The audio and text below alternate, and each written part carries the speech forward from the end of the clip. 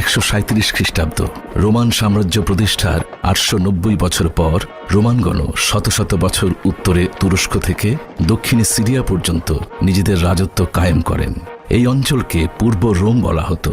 রোমানগণ নিজেদেরকে ওই সময়ের সবচাইতে বড় সভ্যতার অধিকারী মনে করতেন। প্রকৃতপক্ষে বলা উচিত তাদের শাসনকালে আধুনিক শহর নির্মাণ ও শহরে বসবাসের সূচনা হয়। অপরদিকে মানবতার চরম বিপর্যয় ও মূল্যবোধের অবক্ষয়ও এই সময় থেকেই শুরু হয়। ওই সময়ের পূর্ব রোমের একটি বিখ্যাত অঞ্চল ছিল ফিলাডেলফিয়া। এটি বর্তমানে জর্ডানের রাজধানী আম্মান হিসাবে পরিচিত। রোমের বার্তাবাহকগণ ফিলাডেলফিয়ায় প্রবেশ করেছেন। তারা খুব শীঘ্রই মহান রোমান সম্রাট হাদেরিয়ানুসের পূর্ব রোম অর্থাৎ ফিলাডেলফিয়ায় আগমনের সংবাদ এখানকার শাসক ডিওক্লেটিয়ানুসকে জানালেন এবং এই খবরটি রোমানদের জন্য অত্যন্ত আনন্দ উৎফুল্লের ছিল। ডিওক্লেটিয়ানুস বা স্থানীয় জনগণের ভাষায় দাগিয়ানুস অত্যন্ত শক্তিশালী ও কঠোর প্রকৃতির শাসক ছিলেন, যার মধ্যে বিন্দুমাত্র দয়া মমতা ছিল না। হযরত ঈসা ইবনে মারিয়ামের ঊর্ধ্বাকাশে গমনের পর মহান আল্লাহ তাআলার এই দ্বীনের প্রচার প্রসার বৃদ্ধি হতে লাগল। এটি রোমানদের জন্য মাথা ব্যথার কারণ হয়ে দাঁড়ালো, কেননা তারা অলিম্পিয়ান খোদার অনুসারী ছিলেন এবং হরেক রকম খোদার ইবাদত করতেন। তারা তাদের খোদাগণের আইন ও শিরক পূজার পতন ও বিনাশ সহ্য করতে পারছিলেন না এবং অপরদিকে এক ও অদ্বিতীয় খোদার প্রচার ও প্রসারের সাক্ষী হতে চাইছিলেন না। ফলে তারা অত্যন্ত কঠোরভাবে মহান আল্লাহর ইবাদতকারীদের বিরুদ্ধে কঠিন লড়াইয়ে অবতীর্ণ হলেন। একক খোদার ইবাদতকারীদের কঠোর সাজা দিতে লাগলেন। কিন্তু এত সব সাজা দেওয়া সত্ত্বেও নতুন এই দ্বীনের প্রচার ও প্রসার দমিয়ে রাখতে পারলেন না।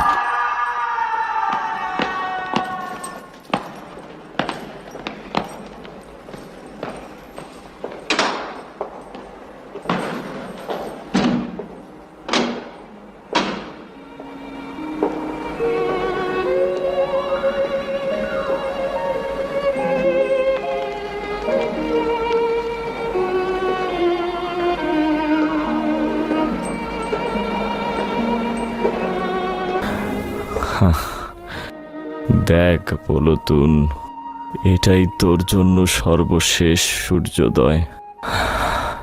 সম্ভবত আগামীকালের সূর্যোদয় আর দেখতে পাবো না। আজকে সফরের সরঞ্জাম গুছিয়ে নিতে হবে। কিন্তু কোথায় সেই সফর? তোর পরওয়ারদিগারের রহমতের সান্নিধ্যে। তার মানে এই দুশ্চিন্তার বেড়াজাল ছিন্ন করে তোর অনুগ্রহের কোলে ঠাঁই নেব। হে মেহেরবান দয়ালু, জানি তুমি মহানুভবতা দেখিয়েছ, এই তুচ্ছ বান্দাকে ক্ষমা করেছ, এই বেচারাকে তোমার রহমতের ছায়াতলে ঠাঁই দিয়েছ। আমি তো আসলে নিজেকে চিনি। এই সকল দয়ার প্রতিদানের লজ্জিত হওয়া ছাড়া আর কি করতে পারি? এখনো ঘুমাওনি পুলাতুন? খুব শীঘ্রই ঘুমিয়ে পড়ব। দীর্ঘ এক ঘুম, অতঃপর অনন্তকাল ধরে জেগে থাকা। পুলাতুন, আচ্ছা, মৃত্যুর পরে যদি আবার জন্ম হয় ও এত কষ্টভোগের পরেও যদি পুরস্কার পাওয়া না যায়, তবে কি হবে? তার মানে কি এই যে হাজার হাজার পয়গম্বরের ওয়াদা সত্যি হবে না? না না। পুলতনীয় সায়েন্তুস, চলো, দরজা খোলো, চলো। তাকে কোথায় নিয়ে যাচ্ছ? আদালতে। এদিকে আয়। প্লুটোনিয়াস, খোদা তোমার সহায় আছেন। খোদা তাআলার রহমত তোমার অপেক্ষায় আছেন। ভয় পেও না। এই থামো। খোদার উপর ভরসা রেখো। ভয় পেও না প্লুটোনিয়াস। তোমার ঈমানকে দুনিয়ার কাছে বিক্রি করে দিও না।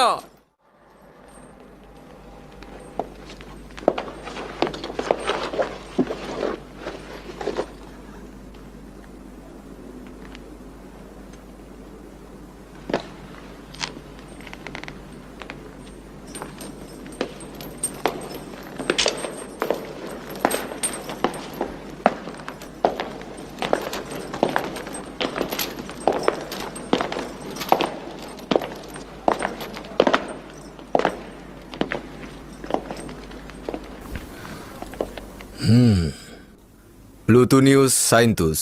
জাতীয়তা রোমান। কোথাকার অধিবাসী? ফিলাডেলফিয়া শহরের। অভিযোগ কি?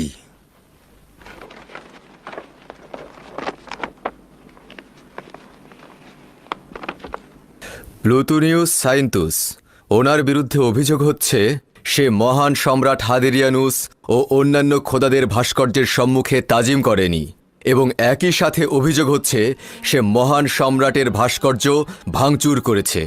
অতঃপর তবা করার পরিবর্তে পরাক্রমশালী রোমান খোদা ও জুপিটারকে অস্বীকার করেছে, এবং একই সাথে তুচ্ছ ও গোলামদের দিন অর্থাৎ ঈসা মসিদের দিন সে গ্রহণ করেছে।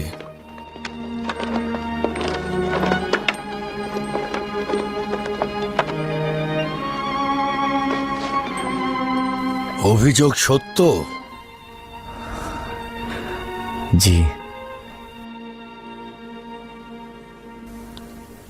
তোর শাস্তি হবে মৃত্যু, আর সেটাও হবে সবচাইতে কঠিন ও নির্মম মৃত্যু।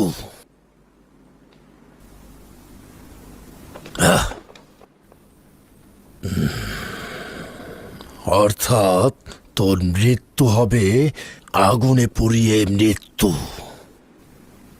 শুনেছি তোদের মূল হর্তাকর্তা আদুনিয়া। যদি তার কোনো খবর আমাকে দিস, তবে তোর শাস্তি কিছুটা কমিয়ে দেওয়া হবে।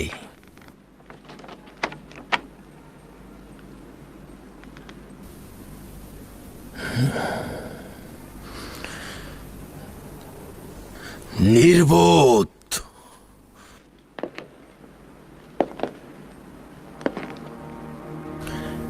এই আদালত প্লুটোনিউস সাইন্তুসকে মহামান্য সম্রাটের ভাস্কর্য ভাঙার অপরাধে অপরিচিত খোদার ইবাদত এবং মহামান্য সম্রাট হাদেরনিউসের বান্দাদের মধ্যে গোলযোগ তৈরির কারণে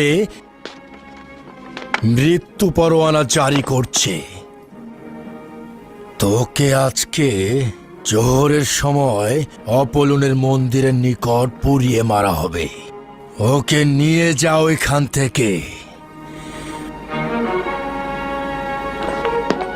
নিয়ে যাও ওকে।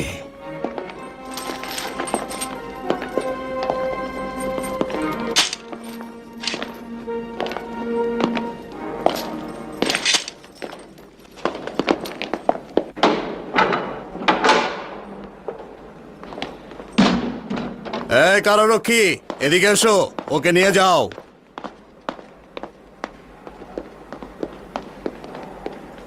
হয়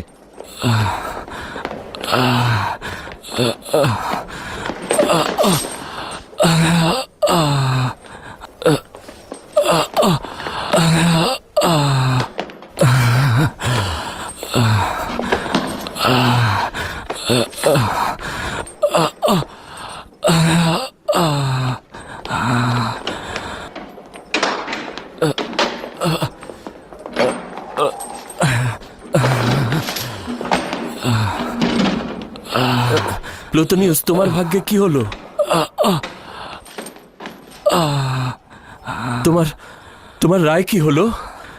আজ প্রজাপতির ন্যায় আগুনে পুড়ে মারা যাব। আগুনে?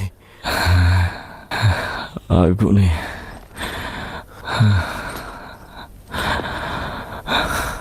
এটা তো সবচাইতে কঠিন শাস্তি। সম্রাটের ভাস্কর্য ভেঙে ফেলার অপরাধ সবচাইতে মন্দ গুণ আর সবচাইতে কঠিন শাস্তি। তাই বলে কি আগুনে পোড়াবে? তাতে কি পার্থক্য রয়েছে এদনান? অবশ্যই পার্থক্য রয়েছে।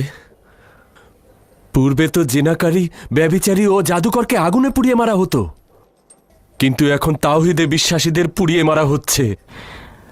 একদিন তো মরতে হবেই। এই পদ্ধতিতে কি অসুবিধা রয়েছে?